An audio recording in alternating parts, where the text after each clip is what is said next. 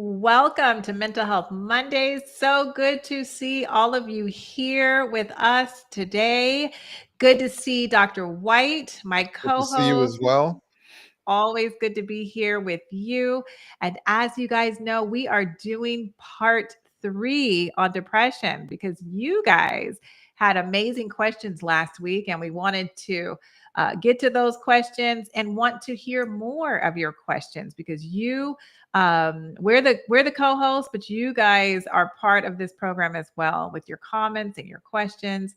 And as you bring people here to this program, we just really appreciate you and want to say welcome to you wherever you are. So I didn't even check. Oh man, is there no Clint today? I don't think I see Clint. Yeah. And I think it was last week that he warned that he wasn't going to be with us, right? I don't remember, but maybe it's Veterans Day. He's taking the day off. He's taking the day off even from Mental Health Monday. But anyways, we love Clinton. Absolutely. Yes, he's been so Shout out faithful to you, Clint. for sure. But hi, good evening, Patricia and Cherise. Let us know where you guys are watching from. And And Agnes.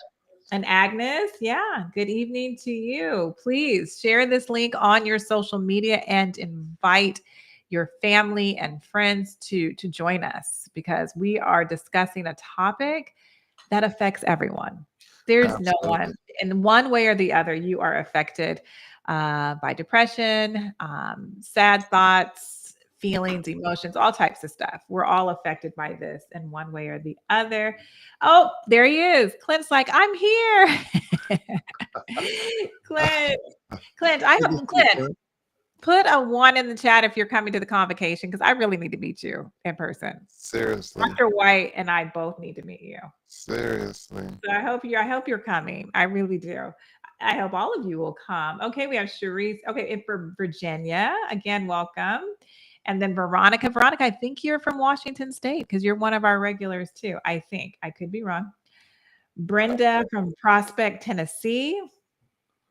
Oh, he said he's been here and he doesn't know why we didn't see his comment. We didn't see his comment or his name or anything. Aw. Well, Oh, well, yeah, that's see, not you, cool. you see, Clint, we didn't know you were here and see all the nice things we said about you and we missed you. See, you never know what people are saying about you. I had a feeling he was here. I just had a feeling, I was like, he's getting this message somehow. Yes. Okay. So we had David from Palm Springs. Welcome, David. Happy to have you here on Mental Health Monday. From my neck of the woods. Oh, and Clint said he's not coming to the convocation. Clint, you just broke my Oh heart. no. Oh no. That's really sad. Clint, we're Oh, so sorry to hear that. maybe the next year because we do plan to do these Maybe next year. yearly. Okay. All right. He said LOL. He's laughing. We're serious though. We're serious. Dude. All right.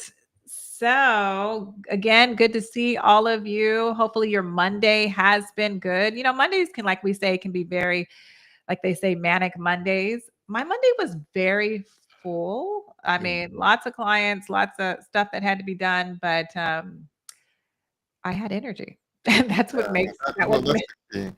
That's the key. I mean, I love how we tend to adapt and overcome. Like, you know what Monday's going to be like. You get your process, you get your routine, and especially when you get a great team that you're working with, it just can make it all just tolerable. No question. And when you love your job. That helps tremendously. That When you helps. love your job. So I think we wouldn't go into mental health if we didn't love what we do. So I can say, I know I love what I do. And even when I don't really feel up to it, the clients give me energy. They give me energy, or I just get another perspective when I'm sitting with them, even if I'm going through something. So, You're so right, though. Like sometimes you're so stressful and all this is yeah. going on and there's conflicts about this and billing issues and, stress. And then you get in front of the client and everything else just kind of fades to Yeah.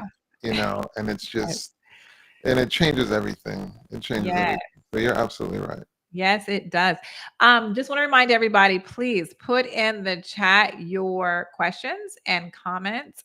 I don't know if we saved some of the questions from last week that didn't get asked. I don't think we did. I remember Amber said you can screenshot it, but I didn't do it. And I I don't didn't do that. I I didn't don't do know if she did it either.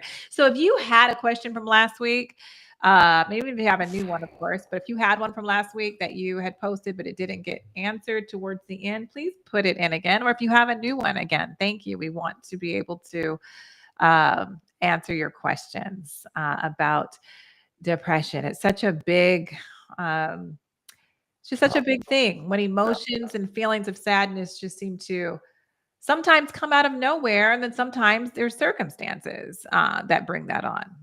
But other times with different disorders, sometimes our mood can just switch without really anything going on, but you're still just sad. So I think part of what we want you to see is the complicated nature of depression. Hmm. And just when you start looking at what the causes are, there can be so many things contributing to depression. So that's definitely what we want you to walk away understanding. Right. Um, yeah. So I think last week, did we leave off with like loss and grief? Did we talk about, is that what we left off on? I don't think we left off on it, but it could have been the next thing that we were about to go Talk to. about, Yeah. well, I gotta shout out sincere condolences to the Campbell family who lost their patriarch to cancer. He Yeah. was a very, very good friend of mine. Did you know him? I didn't know that, Ricardo. I didn't know you know what? His sister Stacy, we were roommates at Pine Forge at 14 years Wow. old. She was my first freshman roommate.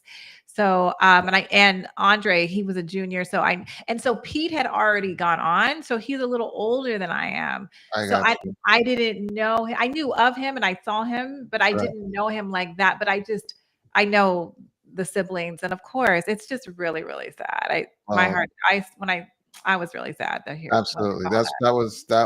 That was a blow. And of course, he's survived by his wife, Dr. Yeah. Ashley Campbell, and his lovely children, Yeah. and of course his family. I mean, just a Oh, huge his family, parents. prominent in Adventism. Dad is a pastor, brother's a pastor. Yeah. Just an awesome family. Everybody So, loves the Campbells. And I didn't yeah. know I didn't know they were in Southern California. I didn't know that they We're in Southern yeah. California. Mhm. I was on a WhatsApp group with him, Eric Walsh, and another friend, Derek Rose, and yeah, it was so much fun to watch him and Eric banter about you name it, you name it. Right. Pete Yeah. could be kind of just he had an encyclopedic grasp on so many different things. Mm. So just real sad. Just Very sad. when I talk about loss and grief and how it can hurt you. Yeah. So couldn't help but think about that. So sincerest condolences to the family. Sincere. Yeah. Um, so the death of a loved one, divorce, the end of a significant relationship, these are all things that can trigger a depressive, episode. Mhm. Um, Especially when a person's having a difficult time processing the grief. So the question becomes, okay, well, when is it moving over into the realm of clinical depression? Mhm. And again, the guiding light is function. How much is function disrupted, especially, and how long is this duration?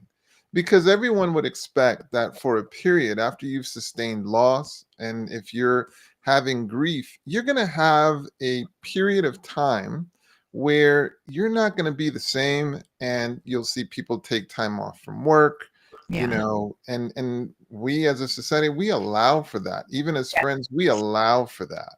Mhm. So the issue really and truly becomes after the expected time has elapsed, but the level of function has not come back to baseline. Mhm. Right. Now is when you're thinking, I mean, so it's one thing for grief to last for a month, but when it's 6 months, 9 months, and you're having a severe inability to function, maybe you're not getting out of bed, you're not attending to your activities of daily living. Now we've got an issue. Now this is Right. something more that we have to look into. So that's when it becomes okay. Well, would a therapist be helpful? Would a psychiatrist be helpful? And how aggressively do we need to address this Mhm. to make the interventions to get you to restore function? What were you going to say, sis? I was just gonna say, when there's grief involved and someone has just lost a loved one or a friend, like we were just talking about with the Campbell family, and people that were, if you've lost someone, I always right off the bat suggest get into grief therapy, specifically grief therapy. That is my encouragement to anyone. Um, it's just helpful. It's helpful even if you're not in even if it hasn't been a month and you're able to function and do those things. It's helpful to be able to talk to someone to process those emotions as you are grieving. It's extremely helpful. And let me ask you a silly question. Okay. Why? Why is that? Because they help with perspective, but truly a therapist in those first beginning steps of doing grief therapy, they're really just going to be that empathetic person that's going to sit there and listen and just as you get a little bit stronger, help you to see some positive perspective and little change of mind things about the loss. Like, it's always going to be the loss. You're always going to miss that person. You're always going to love them and wish they were here, but they can help you to start to turn that corner, I believe, a little bit sooner if you're just trying to deal with it on your own. 100%. I just wanted you to say, I know it almost feels like saying the obvious, but 100%. I think that thanks to television, have you ever watched a show where you're watching these characters just say the perfect statement? They just know exactly what to say and it just lands really well. And you get so our expectation at times can be that people are going to say the absolute right thing. That's not how reality works. It's not. That's like script writers. And sometimes they even go so far as to consult a person with expertise. And so now you're watching this normal person behave in ways that actually it's a professional that would be speaking that way, but you think it's just normal. And Right. so what a therapist will do, like you were saying, Sister Atonte, is they will actually provide a setting where they've gotten formal training to understand when should you speak and when should you really be quiet. Just let the silence sit. How important is it to sit with your discomfort and not feel like you need to have that person adjust themselves in order to make you more comfortable? So Right. it doesn't just happen naturally. And so that's why we champion get the help that you need. I'm always also very intrigued by how complicated this life is with the ups and the downs and the changes, and people don't expect that they're going to benefit from getting professional support to deal with the changes of life. Right. Which can just be so overwhelming. Now we have Veronica. Veronica, we're gonna have to start shouting out Veronica the way we shout out Clint, because Veronica, she's bringing it, man. Always there. Love you both. Love you both. Now, Veronica, put a 1 in the chat if you will be gracing us with your presence at the convocation. Put a 1 in the chat. And Clint, yes, it's in Orlando, Florida. So pray about it, Clint. Exactly. You got some time for God to intervene. Yeah. All right, Veronica. So you asked the question, what if you never really grieved? Oh, that's so powerful. Yeah. What if you never really grieved because you didn't feel it was right for your spouse to comfort you over the loss of their family? Seen a counselor, but still felt like I didn't have the quote unquote right. I'm going to let you take a stab at that. Go ahead.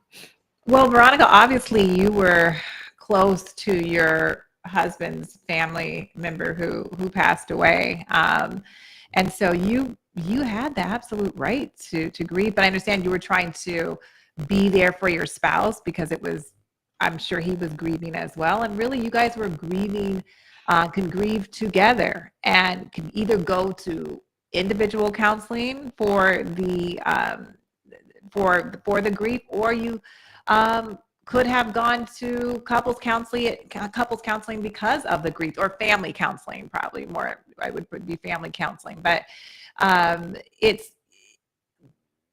if you are feeling a loss, you can grieve. And if your husband's feeling that same loss, he can grieve too. And you can get if you went to therapy, you would be getting strong enough to help him if you felt like you needed to support him, or even help and to support each other. But if you still haven't processed it, you should be in therapy, because it's never healthy to not really allow yourself to grieve, because your body is having a reaction.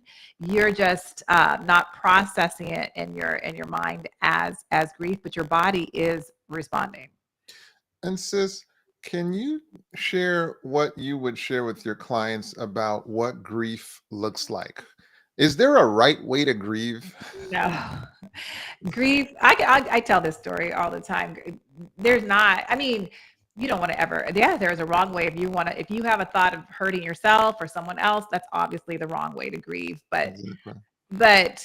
there's really no wrong way to grieve, in the sense that everyone grieves differently.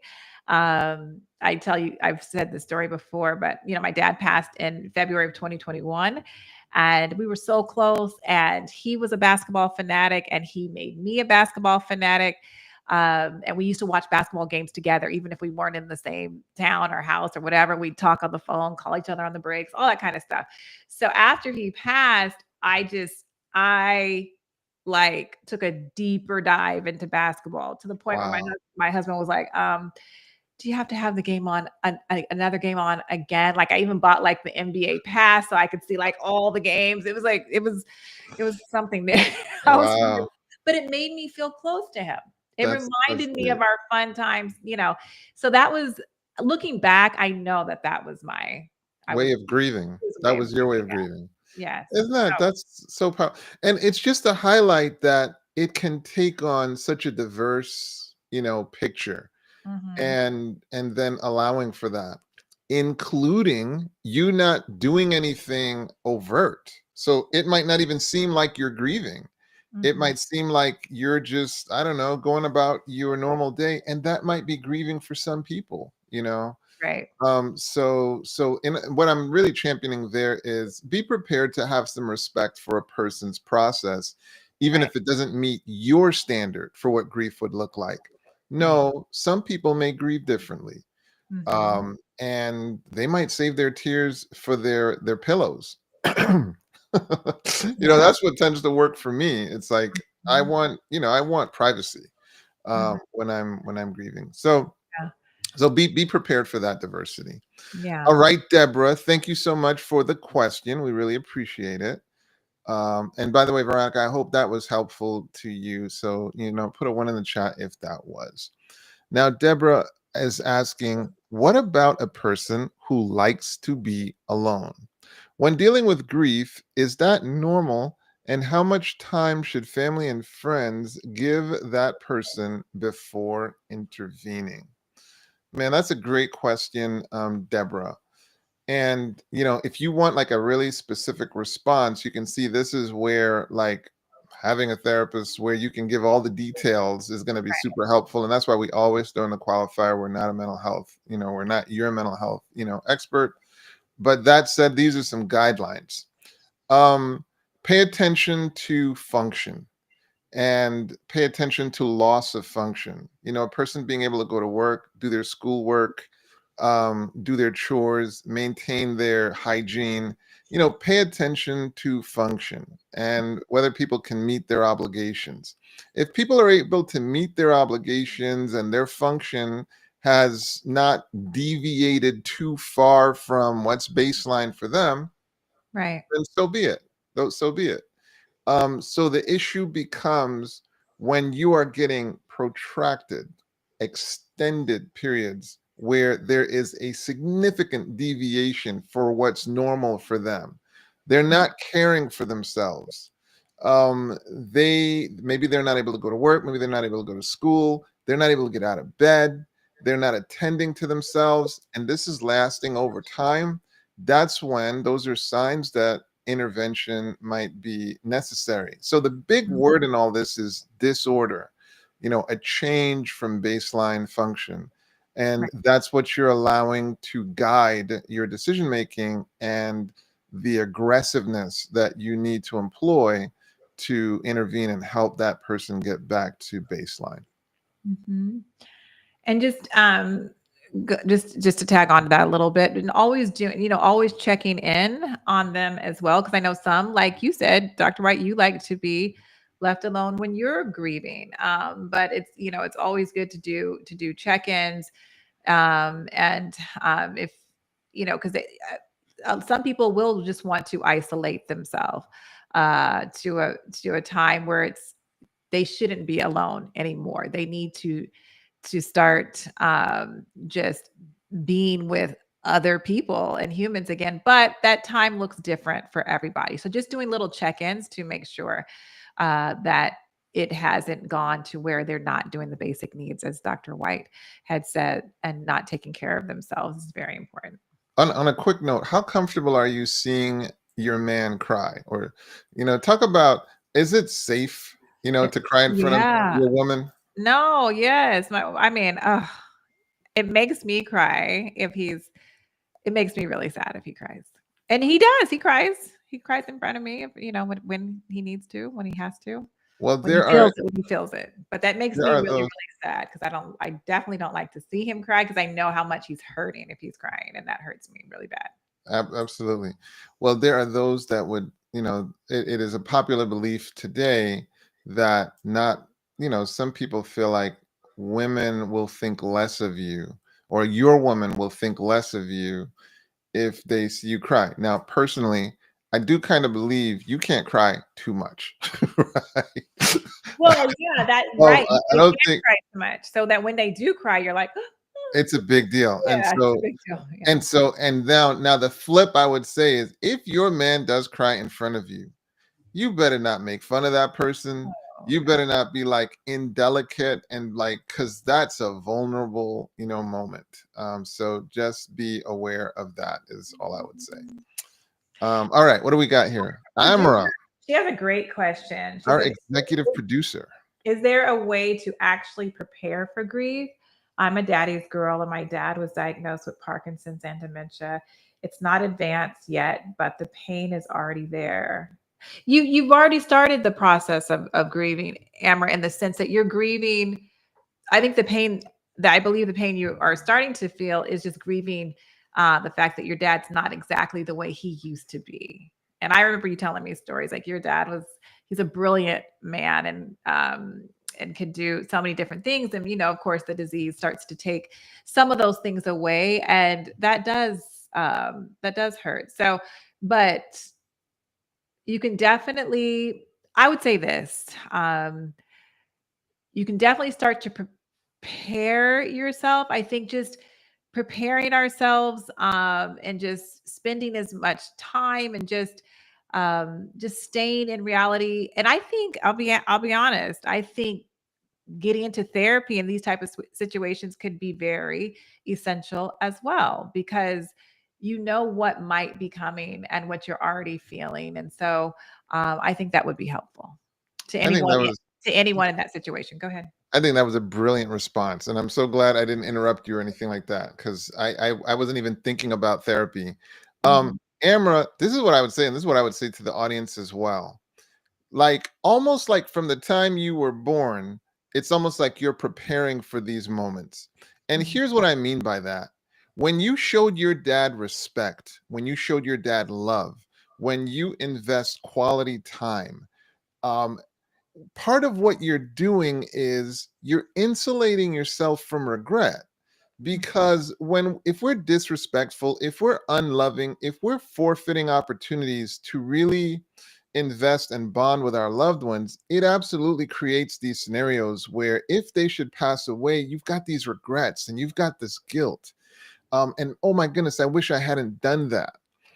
And so, Amra, absolutely, there are questions that you have for your dad. Ask him now, while he's still here. Yes. Make sure you ask. Yes. There are things you might be wishing that you could have done. Do those things now. Mhm. Fast forward to the day where dad is not here and think to yourself, man, what do I wish? What is it that I would have regretted?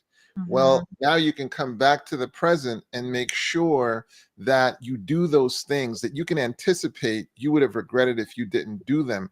That is part of a wonderful preparation process.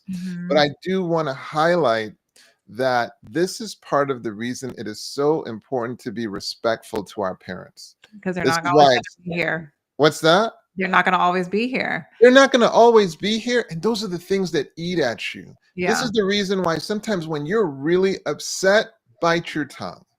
Bite Yeah. your tongue. And I'm Yeah. not saying you don't speak up for yourself, because it's appropriate to speak up for yourself, but Mhm. don't speak up for yourself in a way where you turn around and you regret it, Right. or you damage the relationship, or you have to turn around and say, I'm sorry. Right. And so this is part of the preparatory process. And lastly, one of the things that we have with parents that are older is we have experiences. Mhm. And sometimes I think we get tired of hearing the same stories all over again, but they enjoy telling them. Mhm. Support that, foster Yeah. that.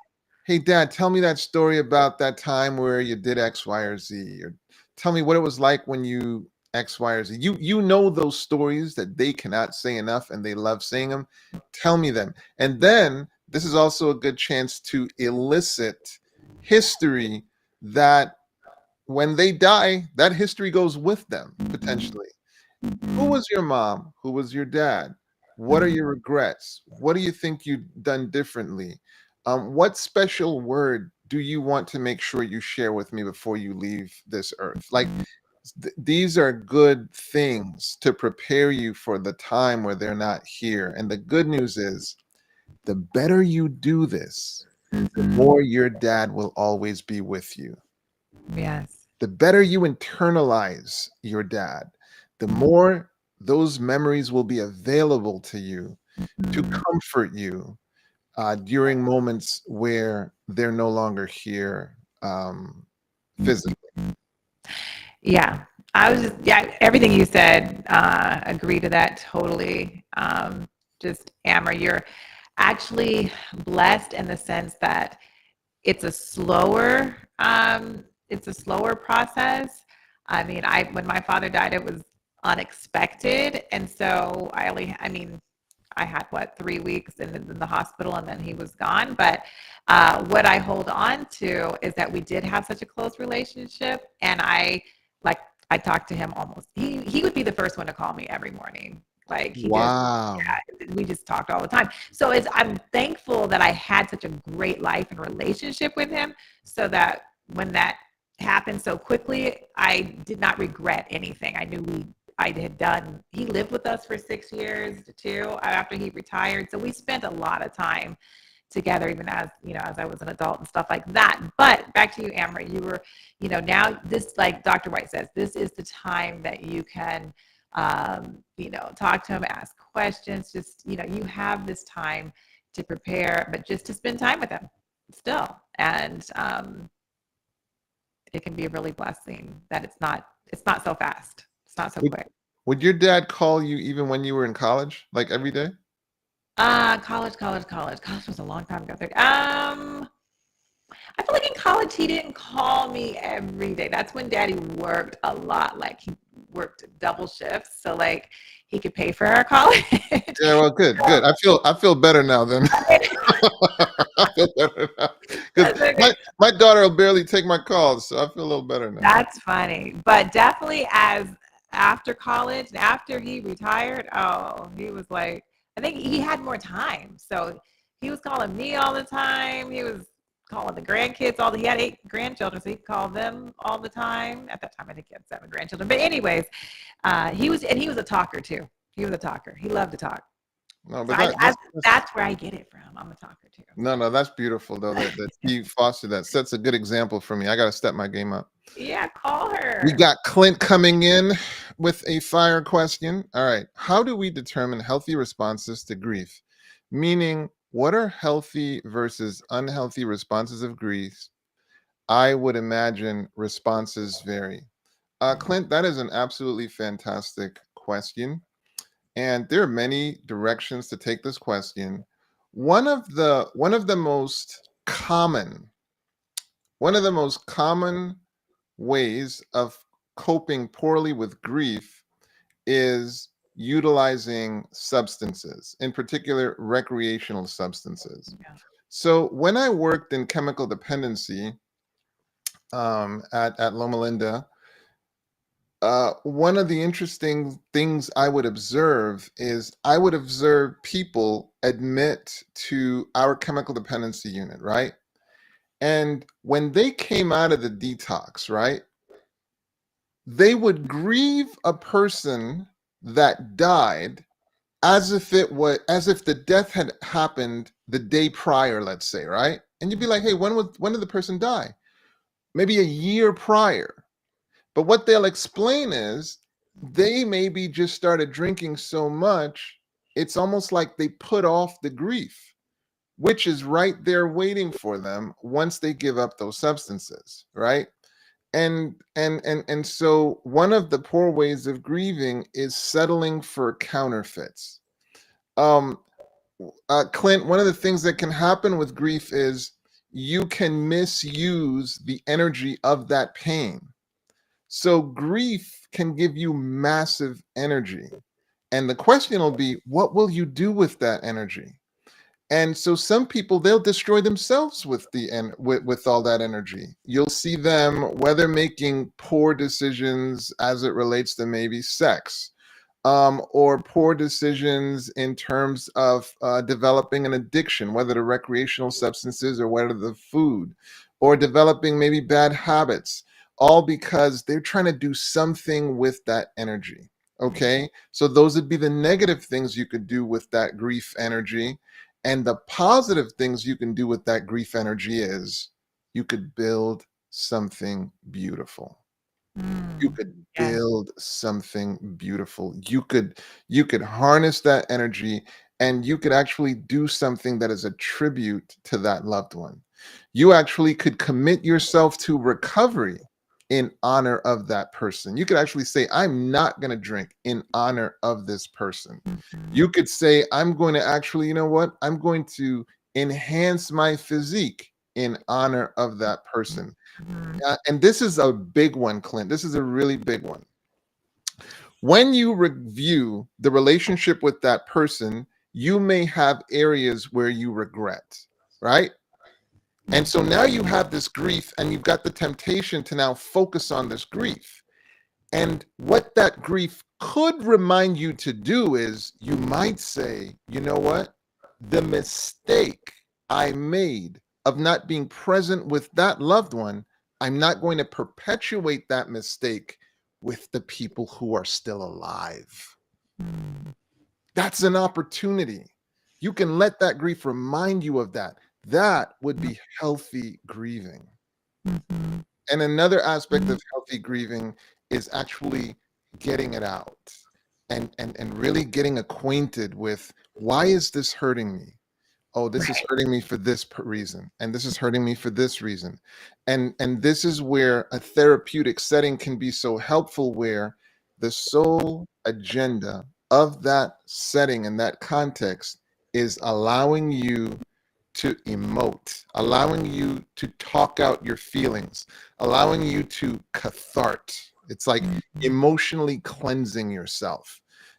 So you go to a lot of settings, and especially unprofessional settings, and people would be like, don't worry about that. That's going to pass. Or people can say some really ignorant things in an Right. effort to comfort you, when in fact it's hurting more than it's helping. Mhm. Well, in a professional context, a lot of times they have the training to support your healing. Clint, those are just a few of my examples of Mhm. how it can be negative, and then again, how it can actually be positive. Mhm.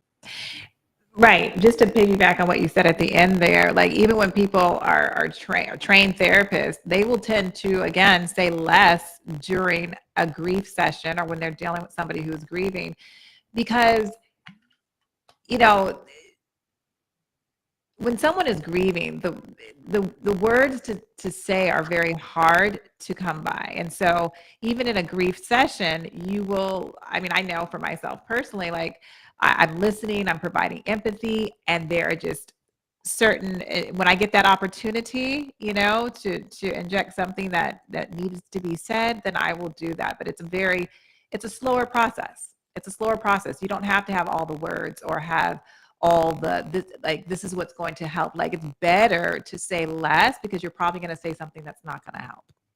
One of my favorite interventions is I don't even have the words.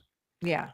I don't. I've said that before too. I don't even have the words for this. Like, one of the myths is that you have to come up with the right word. You don't. And it's like, no, what you really have to do is sit with the discomfort in the situation. I'm And that's just what going to be empathy with is. you in this process. That's what real empathy is. You're just sitting with the With the person and person. you're feeling them. You're feeling their pain. You're feeling them. Sometimes it's, there's you can place a hand on the shoulder, and you can, sometimes if it's appropriate for you, you Right. can, they can be held in an embrace. Again, as presuming that's appropriate. Right.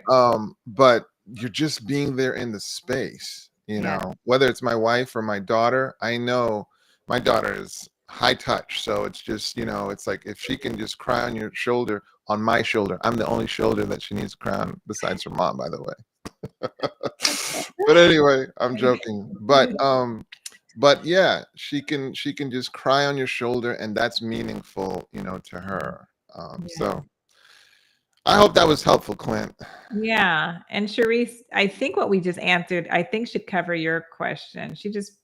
It just popped up. Sarita Johnson. Okay. Is connectivity of common interests and functions is truly a mental passage through the grief spectrum? Is connectivity of common interests and functions is truly a mental passage? So I'm going to do a little interpreting, Sarita. Give me a little poetic license here to kind of tell you what I got from your question. What I got from your question is, at least the answer it inspires is, common interests can absolutely be a tool to support a person through their grieving. So take, for example, Sister Atonte mentioning that she was grieving her father by indulging in basketball games. I don't think she was really into the statistics all that much. It was just the experience of feeling closer. Unless, of course, it had to do with Stephen Curry. Then it was. I was about to say, yeah. And the We Warriors. already know. But now, to drive home your point, Sarita, this would have been a wonderful time for Pastor Myers to say, okay, well, let me develop some interest in basketball, just to get that common interest, and now he can sit with her, during that time as well. So that's where I can see common interest functioning to support a grief process. But then you mentioned the grief spectrum. And so now this brings me to, I'm not going to think of her name right now. Let's see, the psychiatrist who talked about the stages of grief, Ross. Wait. Oh, you're making it. Kubler-Ross. Yeah. The last is Ross is the last name, but go ahead and answer. Yeah, but anyway, the stages. Yeah, exactly. We could be shameless now. Kubler-Ross. Anyway, the stages of grief. And so now you're talking about through the grief spectrum. So what people often talk about is going through these various stages of grief. So whether it's the anger or the denial, or what have you. But we also know that Ross, you were right. Yeah. Ross, yes. But what we know is people are going to go through it in different ways. Some people get the denial up front. Other people, they'll get the denial at the end. And so the research has basically shown that there isn't a one size fits all, and it's not necessarily chronological. So that's the best I can do with that question, Sarita. Thank you so much for the question. All right, and then Sharice. I feel like you answered this. How do you deal with someone who's grieving? I think when we talked about the empathy and sitting, 100%. and feeling their pain, absolutely, is really covering. We covered that question. And I'll just say, please don't let your experience eclipse the person who's grieving experience. And I think so often we can get so focused on our feeling, like I feel like, and I don't know, and just notice how much you're saying I. Right. And that's really taking the focus off of them. Like yeah, like when you go to a funeral, and sometimes like you're tearing up, and if you really paid attention to why you're tearing up, it has more to do with you, and it like evoking or eliciting a memory of something that has more to do with you than what was going on actually at the funeral. But the idea just being monitoring that so that you can be present for that person that's grieving, and the attention can really be on helping them get comfort rather than you making it more about yourself. Um, all right. How do you deal with a person who uses grieving as an excuse to be mean and dismissive to others? Well, this kind of goes back to when we were talking about like how will you use the energy of your grief? Will you use the energy of your grief to build something beautiful, or maybe to destroy? And I think you really just have to use some common sense, giving people some space, because I assure you, as I think about losing some of my loved ones, I would not necessarily be giving the biggest priority to being loving, caring, perhaps even polite. Um, I would be in a space where yeah, I just, that wouldn't be top of mind. Like, your feelings would not be my top of mind priorities if I was in that kind of space, just to be honest.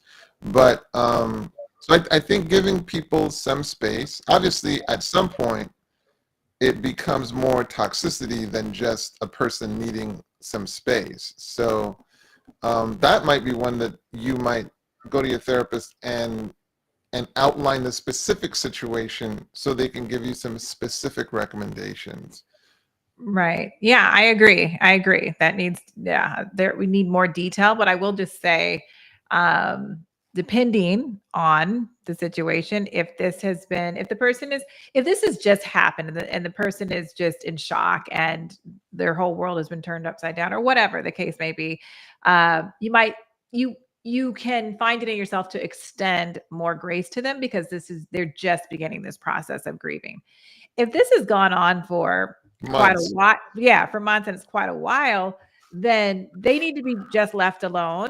And then a boundary, I believe, should be set to protect you from that type of behavior, but also, again, to still, you don't have to respond in the way that they are treating you, but you do need to set a boundary to protect yourself. And they should, be left alone until they are in a space where they can respect and treat people accordingly. But that just really, a therapist, you could talk to a therapist and have more detail about what's really going on. But that's, again, if it's been for a while. Yeah. If it's been for a while. Okay. Shout out Michelle B. Thank you so much for this phenomenal question. So you said, I've lost 2 siblings before either of my parents had died. Sincerest condolences to you, Michelle. Now both my parents are gone, and the world feels so huge now. Oh my goodness, my heart goes out to you. I feel so alone as a result. I definitely want to say sincerest condolences to you. And this is the reason God is so passionate about remaking this earth, because he didn't make us for loss. He made us for community. And so, Michelle, this is really tragic. And again, I would definitely, if I were you, be looking at, hey, let me get myself into the care of a counselor or a therapist. That said, one of the things I would encourage you to do, Michelle, is you have been able to document the loss. Now I would ask and challenge you to document some gain. What I mean by that is, over the time frame of this loss that you've described, there have been some births in your family. There have been some gains. There are people that have come into your life. One of the things that we don't want loss to do is that it eclipses the fact that there are people who will come into our lives. Life is not static, it's ever changing. And scripture tells us that the world is good and evil. What the devil would hope that we get convinced of is that it's all evil. And that's a deception. That's never the case. So where there's loss, with some careful review, we'll see that there are some gains. There are some people that have been born. There are some people that have come into your life. And it's important that those things then be nurtured, especially if they're healthy relationships, they're nurtured. Because in a sense, it's not like they can replace it, but it's just the natural balance of life. Do not let loss eclipse gain, because it's a tragedy that one's consciousness would not be present to appreciate new life. Yes.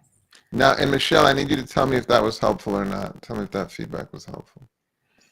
Let's see. Veronica says, one thing I've learned with so much loss is that I appreciate anything anyone offered as comfort, because even, did I read that right? Let's see. With so much, okay.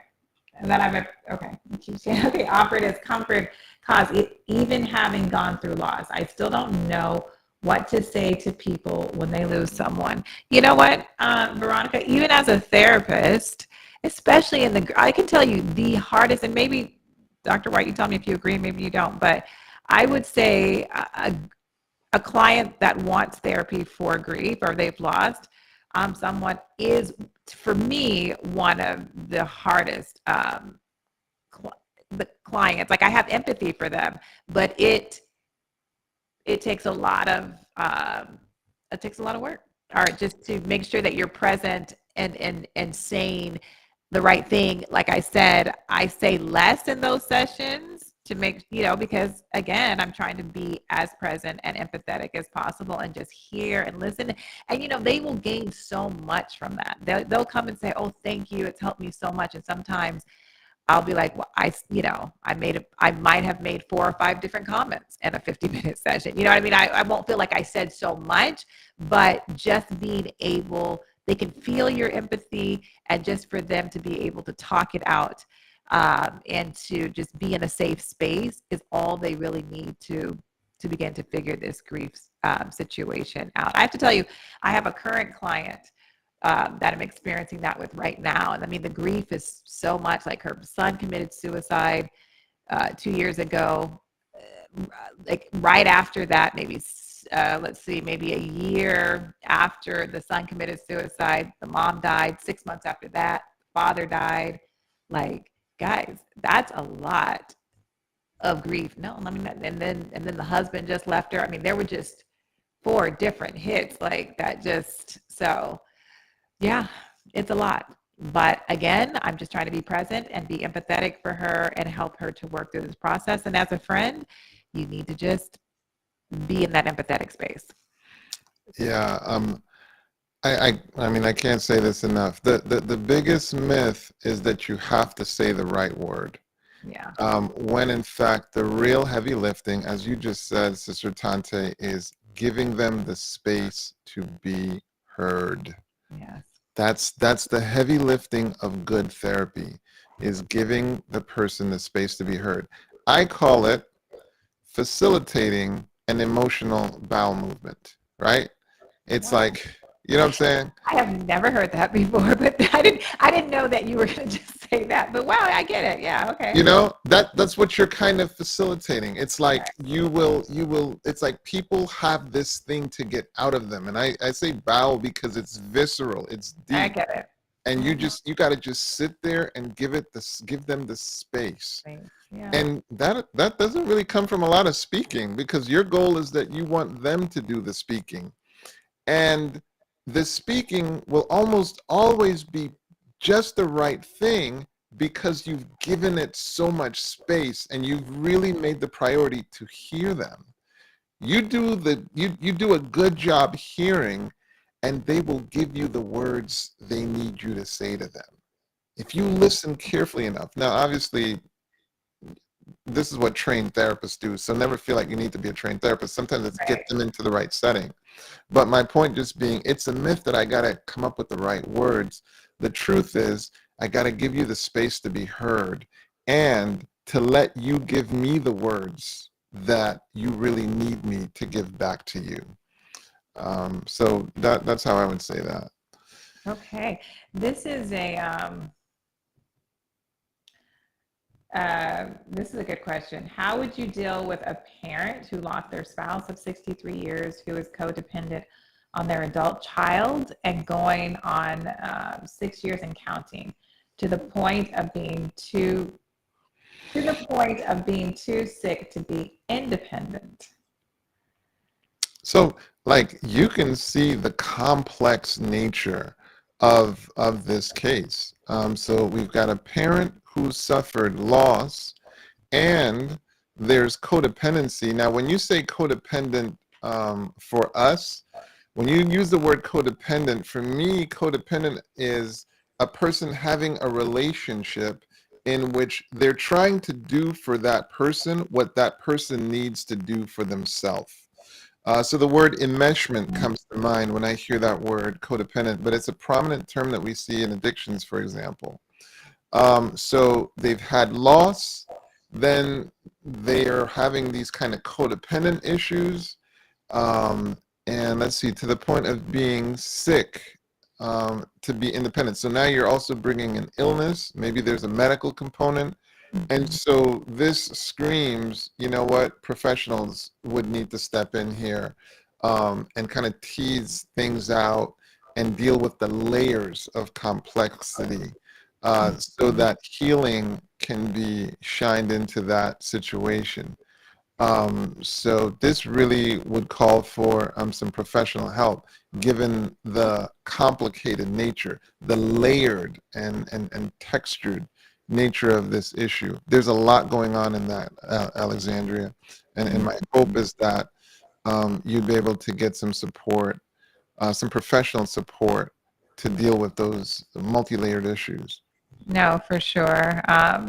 When my stepfather passed away, my mom lost him in 2018. I mean, God was good. I mean, I just led her to, I had just learned about Grief Share, but I sent her to Grief Share, and that was just a major help to her in grieving, and just because she had, never been alone like that, and she was about to be alone, I mean, we were there for her as children, but not having a spouse anymore and just learning how to do that. But then after that, there was even a need for more counseling. So I think the 63-year-old parent, they're needing some professional help to not be codependent on their child. I think that's what. Absolutely.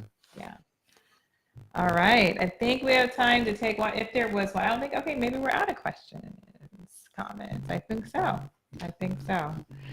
But yeah, that was great. That was great, guys.